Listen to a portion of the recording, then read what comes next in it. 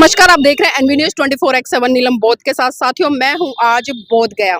जी हां, बोध गया में पिछले 44 दिन से लगातार महाबोधि महाविहार को लेकर आंदोलन चल रहा है और जो बौद्धों की मांग है लगातार वही मांग है कि जो 1949 में जो एक्ट पारित हुआ था और जिस तरह से जो कमेटी बनी थी, 4 बौद्ध 4 हिंदू और एक जो यहाँ का लोकल डीएम है यानी कि वो भी हिंदू है, तो इसको लेकर एक कमेटी निर्धारित की गई थी और तभी से लेकर आज तक ये आंदोलन चरम सीमा पर है। इससे पहले भी 1995 में ये आंदोलन हुआ, उसमें क्या कमियां रही क्या नहीं रही, इन सभी विषय पर चर्चा करेंगे। आज यहाँ पर आप देख सकते हैं कि तमाम जो भिक्खु संघ है वो उपस्थित है, उपासक उपासिकाएं हैं, तमाम देश के अलग अलग कोने से लोग आ रहे हैं, अपनी आवाज को बुलंद कर रहे हैं। यहाँ पर मेरे साथ में भंते जी हैं, उनसे जुड़ने का मैं प्रयास करूंगी और जानने का प्रयास करूंगी कि जो ये आंदोलन है इसको किस तरह से देख रहे हैं और आगे जो एक दिशा व दशा होगी किस तरह से निर्धारित होगी। भंते जी, आपका स्वागत है एनबी न्यूज में। वो उनको लीजिए ना। नहीं भंते जी, आप इसको लीड कर रहे हैं तो इसलिए मैं चर्चा थोड़ा सा आपसे कर रहा हूँ जी। मैं तो ये व्यवस्था जो चल रही है उसके साथ में हूँ।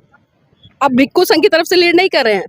मैं लीड नहीं कर रहा हूँ, ये तमाम बनते लोग जो है हमारे साथ में, हमारे सब साथी है। मतलब सभी साथी है ना?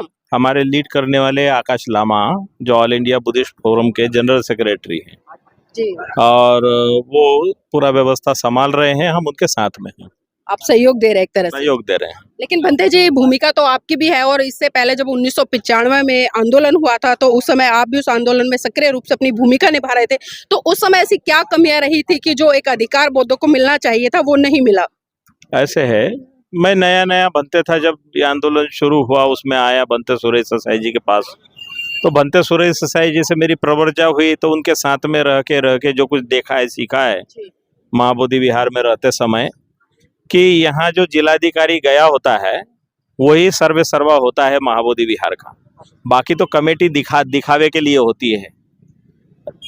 बिहार के जो मुख्यमंत्री है वो अपने हिसाब से 4 हिंदू 4 बुद्धिस्ट के नाम पे रखते हैं, जो कि बोध गया टेम्पल एक्ट 1949 के तहत यहाँ की व्यवस्था चलती है, जो कि वो गैर संवैधानिक है, क्योंकि कलेक्टर होना पर्याप्त नहीं है, उसको हिंदू होना जरूरी है। क्योंकि गया में विष्णुपद मंदिर है, ये विष्णुपद नहीं है, पुराना बुद्धपद विहार है। शंकराचार्य ने उसको हड़प के विष्णु नाम दे दिया, माने पाली भाषा से बदल के संस्कृत में कर दिया। भिक्खुनु था तो उसको विष्णु कर दिया है, भाषा बदली है और उसको हड़प करके। और वहाँ जो बौद्ध भिक्षु थे उनसे उस समय बोला था तुमको हम काटेंगे नहीं मारेंगे, तुम केवल कपड़े बदल लो, तो सादे कपड़े में वो बैठे हुए हैं। वहां पर तमाम जो ओबीसी वर्ग के जो है जितने भी पंडा दिखाई देंगे वो सारे ओबीसी वर्ग से आए वाले लोग, उसमें महतो है, कोयरी, कुशवाहा, सब लोग हैं पंडा की भूमिका में। उनका विचार बदल दिया और उनको वहाँ पंडा बना दिया और उनकी एक जमात है। वो पहले प्राचीन समय में बहुत भिक्खु हुआ करते थे। तो ये महाबोधि टेम्पल का जो मैनेजमेंट वगैरह व्यवस्था है, ये सारा का सारा जिलाधिकारी के निगरानी में चलता है। मैं वहाँ 3 साल सेक्रेटरी भी रहा, तो प्रोसीडिंग भी जिलाधिकारी के आदेश से ही बनती है। मतलब आप लोगों की कोई भूमिका नहीं होती थी वहां पर? जो है भूमिका क्या है, मीटिंग सभा हुई तो दिखावे के लिए तो सारे लोग आ गए, लेकिन डे टू डे जो भी काम होता है वो सारा का सारा जिलाधिकारी के नियंत्रण में रहता है। और वो सब नियंत्रण में, मैंने वहाँ का पैसा भी इधर से उधर करना हो तो जिलाधिकारी करता है, कोई कमेटी उसमें सम्मति दे ना दे। तो इस तरह से मैंने तो 6 साल वहाँ पर भिक्खु प्रभारी के पद पे रहा हूँ, सुपरिटेंडेंट के पद पे रहा हूँ और सेक्रेटरी रहा हूँ, लेकिन वॉलंटियर रहा हूँ। जी भंते जी, जानना चाहूंगी क्योंकि जिस तरह से आपने महाबोधि विहार का ये पूरा प्रकरण बताया किस तरह से घटा और 1995 में जो आंदोलन हुआ और जो कमेटी बनी और लगातार 1995 के बाद अब 2025 चल रहा है, अब फिर से एक बार इस आंदोलन की अगुवाई हुई है, तो क्या लगता है अभी आंदोलन किस दिशा और किस दशा में जाएगा? फिलहाल भारत में भारतीय संविधान के खिलाफ मनुस्मृति लागू कराने के लिए कुछ संगठन पूरे रात दिन लगे हुए हैं और महिलाओं को यहाँ पर ढेर सारे शिव चर्चा, शिव पुराण, ये काफी कुछ चल गया। जब मथुरा के, इलाहाबाद के लोगों ने यहाँ पर जो अपने को पंडित कहते थे, उन लोगों ने बहुत यहाँ पर अभियान चलाए हुए महाबोधि विहार के आसपास में, और लोगों के दिमाग में डाल रखा है कि शिव जी जो है पहले यहाँ थे और बुद्ध बाद में आए, तो इसलिए ये हमारा शिवालय है। तो महाबोधि विहार को शिवालय बता करके उस पे कब्जा बनाए हुए हैं और लोगों के दिमाग में भी डाल ये शिवालय है। तो यहाँ पर लोकल में जो जनता है, जो विशेषतः गांव देहातों में रह रही है, महिलाएं वगैरह, उनके दिमाग में जो बातें मनुवादी व्यवस्था ने डाली हुई है वही उनके दिमाग में, उनको नया चीज मालूम नहीं है। लोकल में जितने भी लोग हैं वो बुद्धिस्ट लोगों को विदेशी समझते हैं जी। और बुद्ध को भी वो विदेशी समझते हैं, क्योंकि वो भूल गए अपने इतिहास को, वो भूल गए महान सम्राट अशोक की विरासत को कि हमारा है। जी, तो बनते जी अभी वर्तमान में जिस तरह से जो 9 लोगों की कमेटी है, 4 बौद्ध है, 4 हिंदू है और एक जो लोकल एसडीएम है वो भी हिंदू है। तो जो 4 बौद्ध और 4 हिंदू है वो इस आंदोलन में अपनी उपस्थिति दर्ज करा रहे हैं? ऐसे है, वो कमेटी दिखावे के लिए होती है, कागज के ऊपर में 3 महीना पे बैठक होती है, लोग आते हैं वहाँ 1.5-2 घंटे बैठते हैं, चाय पानी नाश्ता खाते पीते हैं, उसके बाद टीए लेके चले जाते हैं। उनको तो केवल नाम है कि हम वहाँ कमेटी में मेंबर है, वो कोई इस तरह से नहीं है कि जो बौद्धों के बीच प्रतिष्ठित हो, बौद्धों के बीच जिनकी जानकारी हो। कोई नहीं जानता है कि कौन कहाँ का बुद्धिस्ट है, केवल कागज पे होते हैं। वहाँ बोर्ड में अंदर वो रिसेप्शन हॉल है, उसमें टांग देते हैं कि ये मेंबर है। तो बनते जी जो असली बौद्ध भिक्खु है और नकली बौद्ध भिक्खु इसकी पहचान कैसे करी जाए? असली नकली बौद्ध भिक्षुओं की नहीं, क्योंकि अभी जो है भारत देश में 2 संस्कृति है, जी।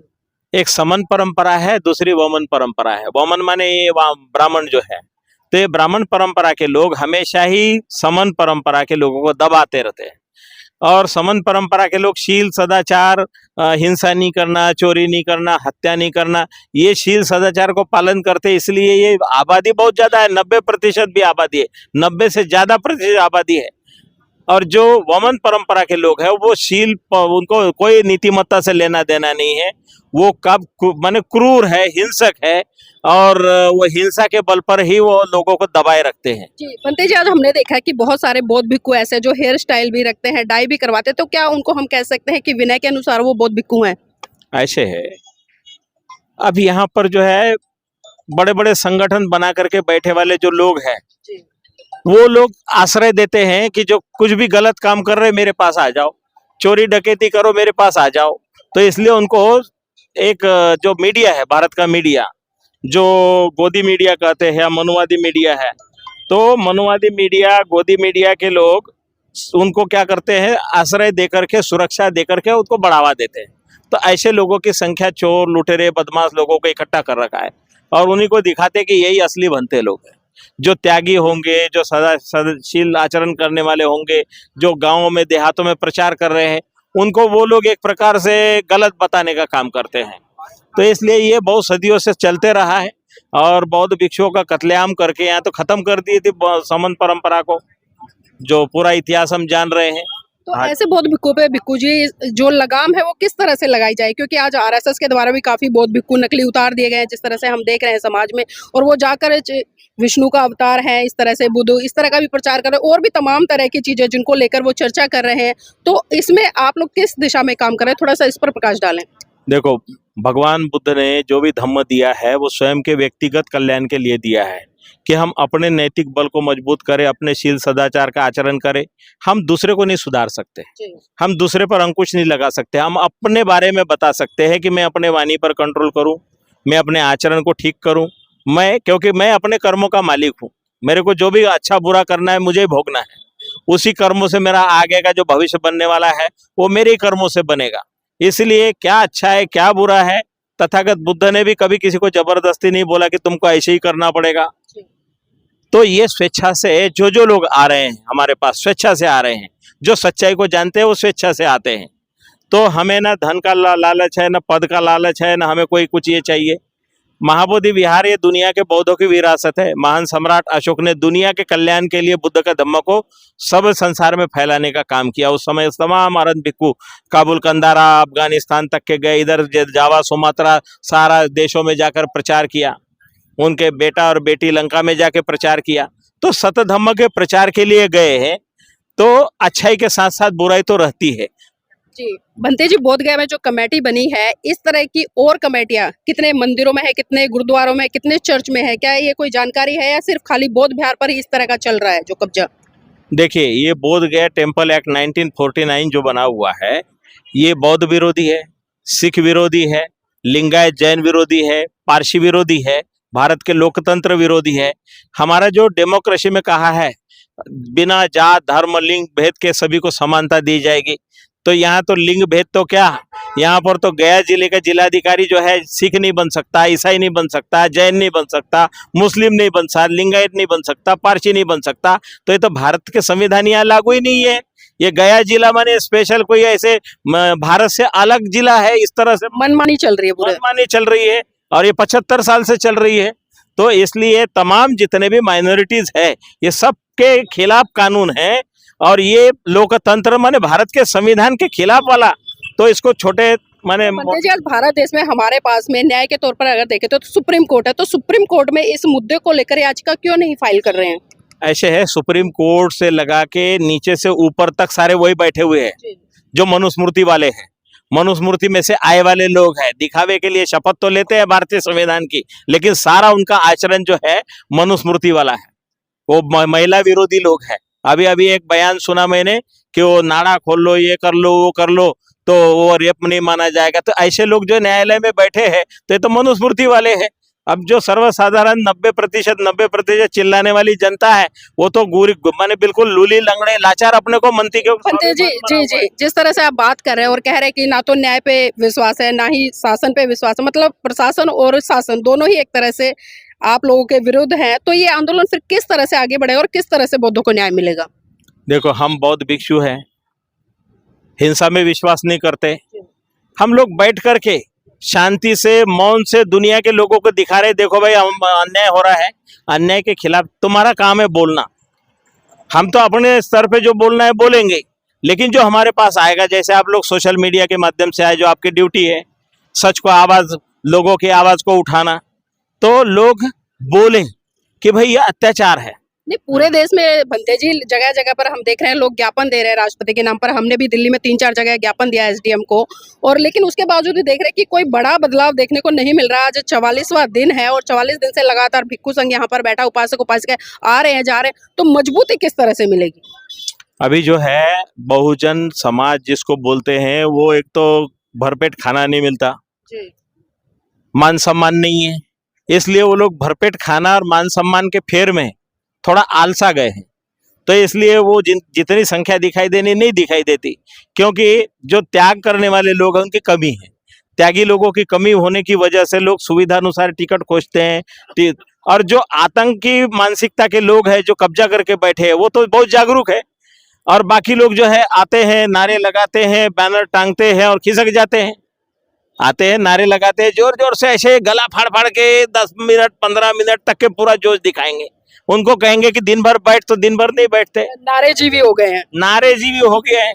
और बहुत से लोग तो परजीवी हो गए कि किसी ने भेज दिया तो उसकी ओर से आकर के यहाँ हल्ला मचार चले गए। लेकिन भद्दे जी एक चीज और देख रहे हैं इस आंदोलन में हम, कि जैसे कि बौद्ध भिक्षु संघ में से कुछ भिक्षु भी हैं, कुछ उपासक उपासिकाएं भी, वो सोशल मीडिया पर इस तरह से चला रहे हैं जैसे वही इस आंदोलन को लीड कर रहे हैं। तो उनके लिए किस तरह से यहाँ पर भिक्षु संघ के तरफ से एक व्यवस्था की गई है ताकि ये जो आंदोलन सार्वजनिक रूप से सबके लिए रहे, किसी विशेष का आंदोलन ना बने? ऐसे हम लोगों ने कुछ नियम बनाए थे, क्योंकि कोई आके कुछ भी बोल देगा तो ये सारे लोगों को परिणाम भोगना पड़ेगा। इसलिए हमने बोलेगा कि ये हमने ऑल इंडिया बुद्धिस्ट फोरम और बौद्ध संगठनों की ओर से जो ये मूवमेंट चलाया जा रहा है, तो हमने 10 लोगों की एक सूची बनाई है कि यही लोग प्रवक्ता माने यहाँ से बोलेंगे, और वही जिलाधिकारी को दे दिया है कि यही लोगों की बात मानी जाएगी। बाकी कोई भी आएगा, कुछ भी अंदर बैठ करके फोटो खिंचाएगा, कुछ भी बोल देगा, उसके लिए हम लोग जिम्मेवार नहीं। और एक सवाल और बनते जी, जिस तरह से दान को लेकर अगर कोई दान दे रहा है तो यहाँ पर देना चाहिए, लेकिन हम देख रहे हैं कि सोशल मीडिया पर अलग अलग जो अकाउंट है वो शेयर किए जा रहे हैं कि भाई आप इस आंदोलन को मजबूत करने के लिए दान दीजिए, तो इस पर क्या कहेंगे, किस तरह से कंट्रोल करेंगे? ऐसे है कि जनता जो है भड़काऊ भाषण देखती है, भड़काऊ चेहरा देखती है, और बहुत लोग माहिर है ड्रामा करने में, इमोशन ये करके, और वो बनाते हैं, लोगों को लगता है यही नेता है, यही लोग चला रहे हैं। तो इस तरह से बहुत से लोग अपने अपने ढंग से, अपने प्रभाव से लोगों को इमोशनल करके, और वो अपना अपना कुछ कर रहे हैं, लेकिन वो गलत है, नहीं करना। ये तो आंदोलन को कमजोर करने का प्रयास है ना एक तरह से, अगर हम इस तरह से देखें, जैसे मैंने बताया, आपने भी बताया और चर्चा भी की। देखिए, अभी सोशल मीडिया नजर रख रहा है, साथ ही साथ जो है बहुत से हमारे सोशल मीडिया में तो अभी बाढ़ आई हुई है, वो सब एक दूसरे पर नजर रखे हुए कि किसके खाते में क्या आया भाई, किसके स्कैनर पे क्या आया।